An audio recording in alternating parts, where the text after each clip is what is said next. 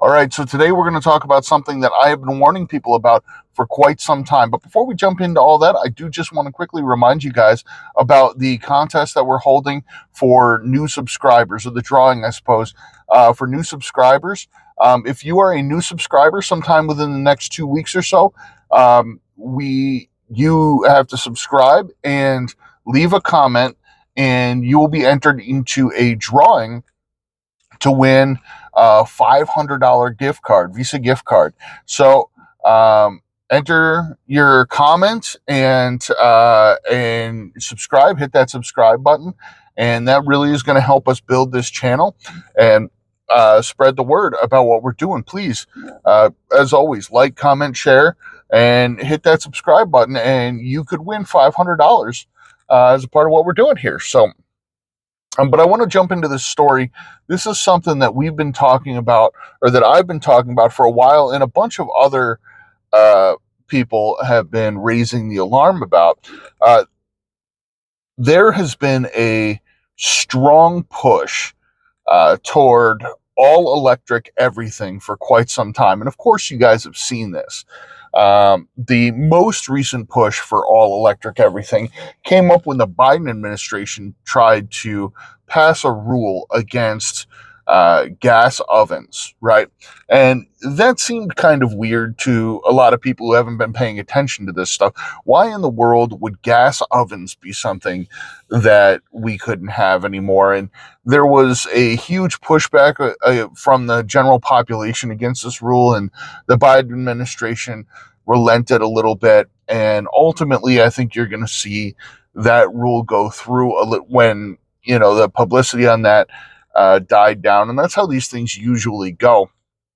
But what ended up really bringing to light the all electric everything push and the concerns with that was uh, the issue with the thermostats that came up, I think, last summer. There's the smart thermostats. These things started to come out quite a few years ago. I think Nest is one of the biggest names in those, and all those kinds of things. And they seem like kind of a neat idea. They allow you to program your thermostat a little bit easier than some of the much simpler ones, and they allow you to run them from your uh, from your smartphone, all those kinds of things, right? Well, um, a group of people in, I believe it was Colorado, came to find out that during an energy crisis out there, their energy, their thermostats were shut off. They had signed up just as part of their package for something called an energy saver program or something along these lines. And it just when they were signing up, they were told, hey, listen, if you check here, you get $20 off, something like an energy saver program, well, whatever, just sign here. And they're like, yeah, okay, cool. And they sign on the dotted line. And when the power got thin for them, the company shut their power off, or shut their thermostats off. And all of a sudden, a lot of people began to realize that these companies who are connected to their homes via all this electricity are going to be able to begin to take over their systems when they want to. And people began to talk about how the Internet of Things, that has been a really kind of weird thing, but a cool thing, is now a really bad thing. You now have the Internet of Things, right? You can have your refrigerator connected to the internet. You can have your toaster connected to the refrigerator, probably to the internet. You can have all of your stuff everywhere, connected online, and for virtually no reason, right?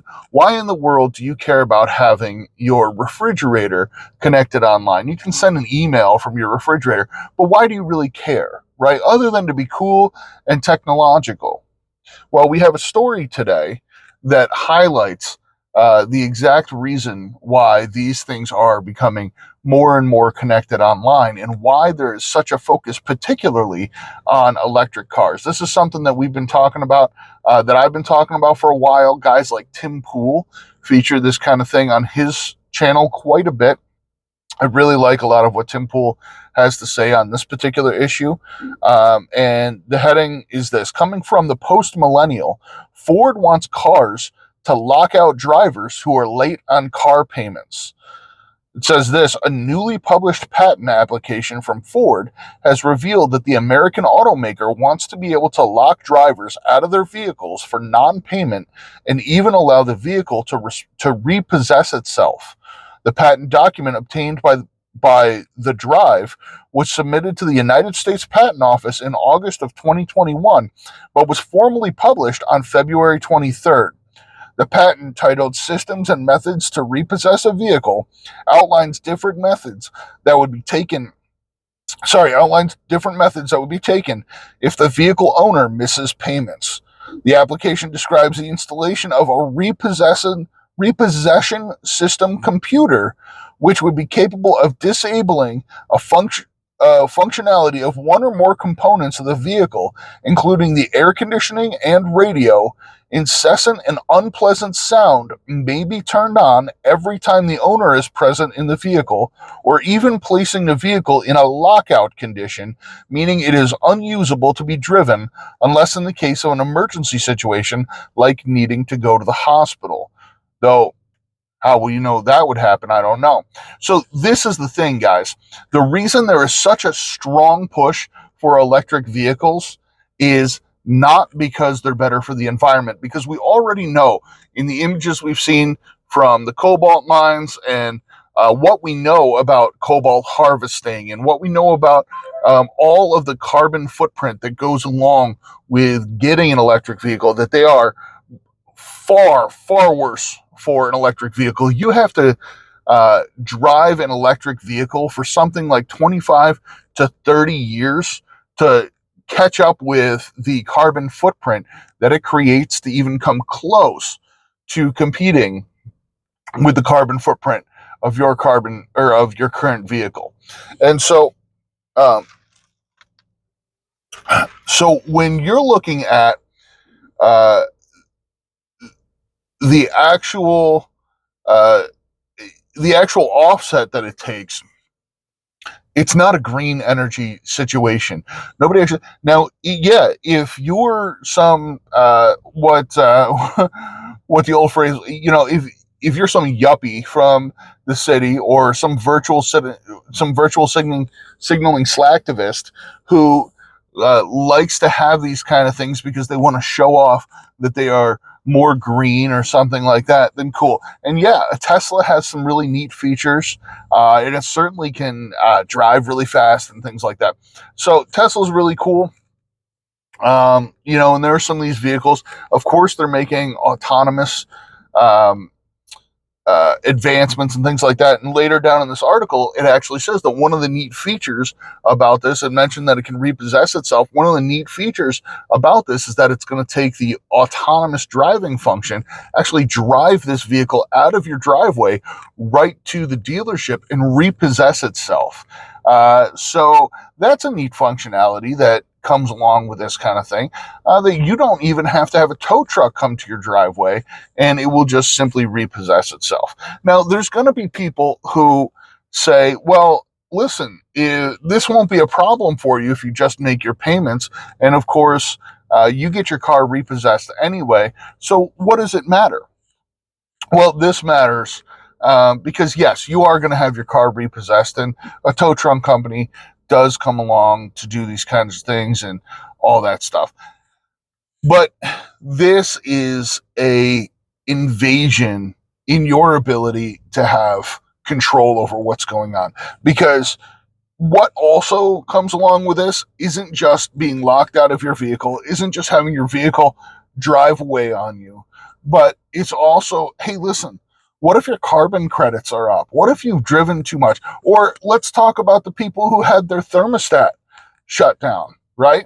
What if, there's too much power consumption, right? Right now, if there's too much power consumption, they say, hey, can we all, contribute a little bit and use a little bit less energy right now? And what's going to end up happening? What they're going to say is, oh, you've used up too much power. you can't use your car, and now you can't travel. And what if you do need to travel? What if you need to get somebody to the hospital? Well, you can't do that. What I mean, you're gonna not be able to get around. The I am telling you right now, these electric vehicles, the whole point is not to make things better for you, or the whole point is not to have a cleaner environment. The whole point is so that little by little they can take control away from you, right?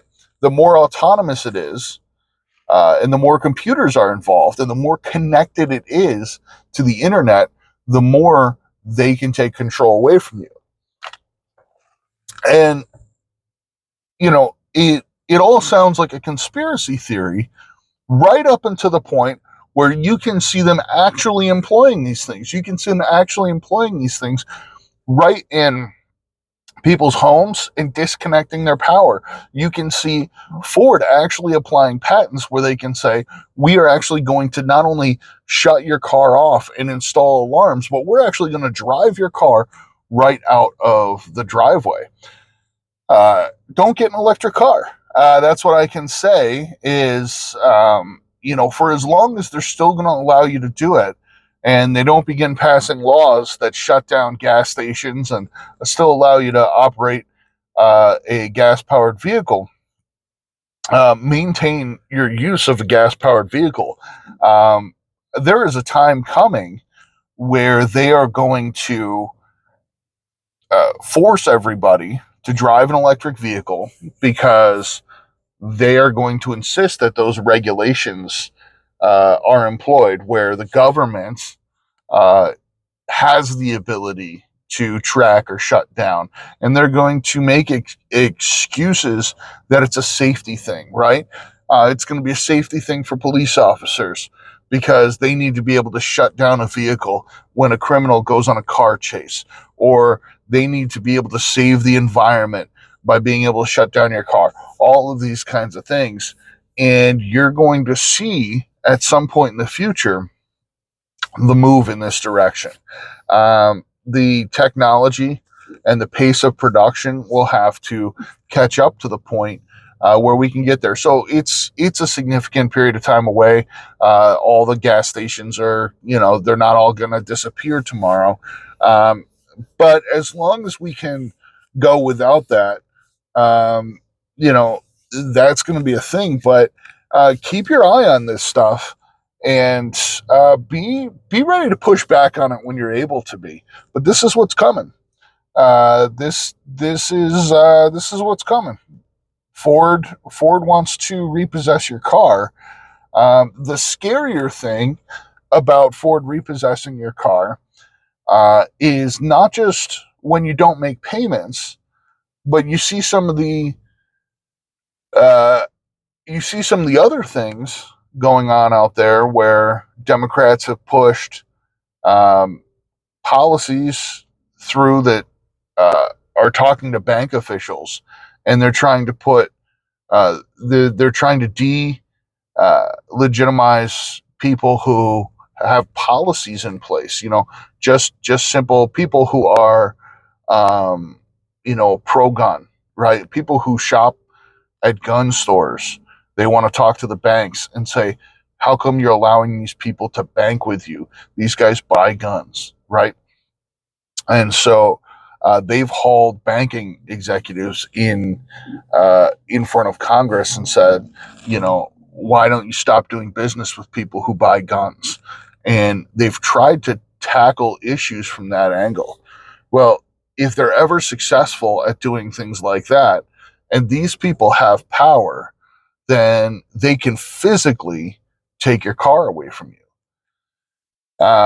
So it's not just about, hey, you didn't take your bill, or you didn't pay your bill, so we're going to take your car back, which, hey, that saves a tow truck, and as long as everything lines up that way, great. But what else can they do with this kind of thing? How else can they do that? And what happens if something goes wrong in the system and your car drives off on you anyway, right? What happens if your car drives away from you when you're not at home?